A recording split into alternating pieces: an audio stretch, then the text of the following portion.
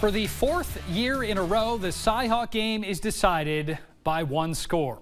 It's what you'd expect in a great rivalry. This year's game felt awfully similar to last year's. Once again, in the final moments, the fate of the game was riding on the leg of Iowa State's kicker. The 2-0 Cyclones hosting the 1-0 Hawkeyes. There was a flyover at Jack Trice Stadium before kickoff with National Guard members out of Mount Joy. Iowa State took a 6-0 lead on 2 field goals, and then in the second quarter, Drew Stevens connects on a 31-yard field goal to make it a 6-3 game. Later in the quarter, Iowa going to the air, but Jeremiah Cooper jumps the route, and the interception gives the Cyclones the ball in the red zone. Iowa State would cash in on the turnover.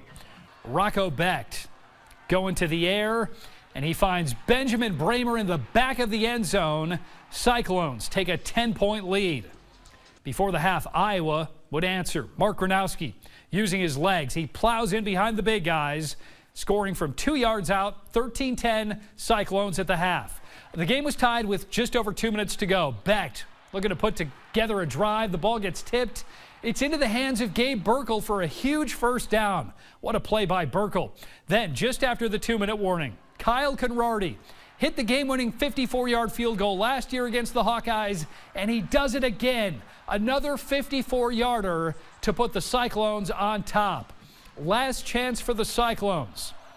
Tamatoa McDonough with a dagger. His second of back-to-back sacks, killing any chance for the Hawkeyes. Cyclones win it 16-13 as Iowa State wins the Cy-Hawk Trophy for the second year in a row and the third time in the last 4. KWQC's Kevin Core and Brianna Baylog are in Ames with much more on another great game in the Cy-Hawk series.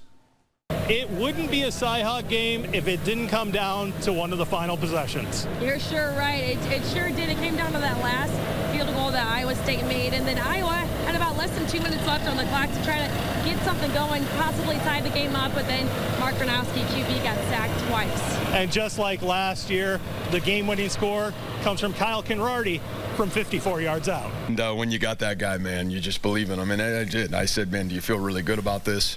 If you do, let's go for it. Man, I trust you. And, you know, it's kind of what we did. And so, again, he's earned the right to have that. And you got to, again, you win football games with your A players making A plays in A moments. And, you know, obviously Kyle has proven now over the course of time here to be able to do that a really powerful way for us. I'd say it was a little different. Obviously, there was, after the kick, there was a little more time on the clock, so I had a little bit, honestly, one of the longest 2 minutes of my life. But I was just trying to hype up the defense the whole time.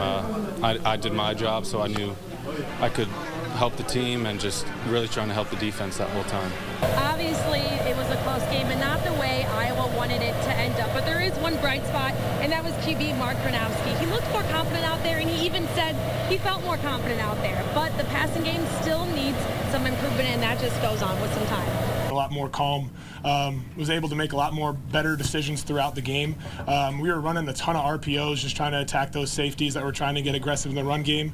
I mean, you could see a couple of great catches by Gil, a couple of catches by Sam, making plays on those drives that we are able to sustain for so long, but able to just make those decisions that much better so we can stay on the field and keep playing as an offense. I feel like I played better that way today. Oh, we need improvement, and we know that, and we will. We'll continue to improve, and I thought we took steps this week.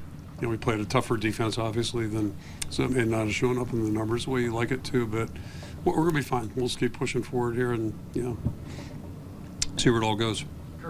And this was the first time in 14 years that Iowa State was able to raise the Cy-Hawk Trophy right here at Jack Trice Stadium. Next week, they will be on the road as they head to Arkansas State. And for Iowa, they'll be back home at Kinnick Stadium on Saturday, where they will host UMass. In Ames, Brianna Baylog and Kevin Core, KWQC TV6 Sports.